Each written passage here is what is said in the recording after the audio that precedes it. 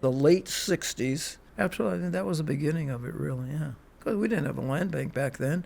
Vineyard Conservation Society was just getting going. It was the same time that trustees of reservations came into being. That was it. That all of this different conservation organizations started. The changes started in the 60s. In the 70s, it was dramatic. I don't think many communities can even compare with the rapidity of the change that we all saw. And I think we're all trying to still digest it all. Now, when I get together with anybody of my vintage, that was born in the 40s, even the 50s, and all you talk about is what it was like. And the vineyard, it was a different place. It really was. It was simple. I mean, life was always on a comparative base, tough one way or the other. I mean, we all had challenges then, you have challenges now. But as far as time to do things, it was, you had it. You had it. You had time to go fishing. You had time to get together with your family. You had time to go rabbit hunting. I mean, you could go anywhere, do anything. We all had those kind of freedoms. And you could go to any beach. There were no different beaches. You go to any beach you wanted to. What were reservations on the boat? What do you mean? You drove them up there and the island was there and you got on it. Edgartown Vineyard Haven Road used to be a little narrow 2-lane road. I remember there were some parts of it, the trees came right out over the road. It was almost shaded.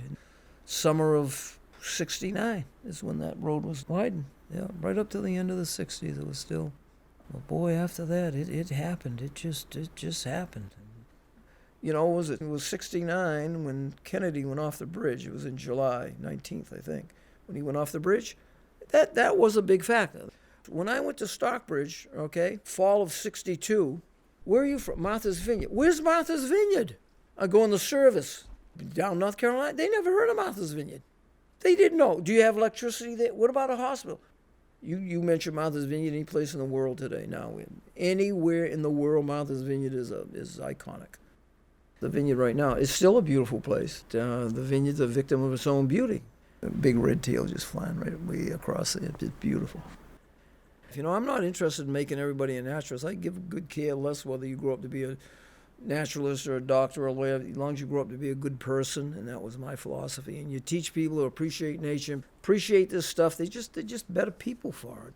Sometimes the only way to love something is to realize it may be lost. And when you're living something like that, that didn't preoccupy your time that anything was going to change, or someday you're going to be lamenting that, wow, this is the way. But you miss it when it's gone. My love for teaching children is one of my greatest motivators. To watch a child's eyes light up when they hold a snake for the first time. To hear their questions about the frogs they find. Their excitement watching a barn owl fly over the fields. At Felix Neck. Then once we built the house at Felix Neck, then I had all my big snake collection and everything. And then I used to take all the fern and feather kids, all the school kids used to come up. It was a walk-in cellar, and I'd do the programs up there. Look at that male bluebird right there. Isn't he beautiful? Isn't that gorgeous? Look at that. Huh? That color is just unreal. To this day, wherever I go, so, you bump into this one, gee, Mr. Bedane, I remember going in your cellar when I was in 4th grade, I remember so many kids I worked with who have gone on to do great things in conservation and wildlife preservation.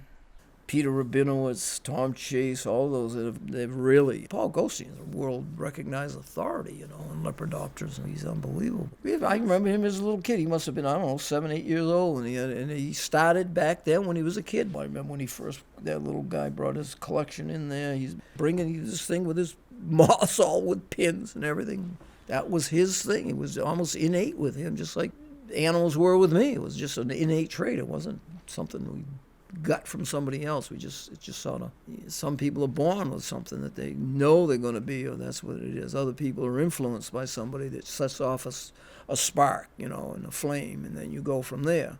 Then you have different people in your career that enhance that and that you learn from.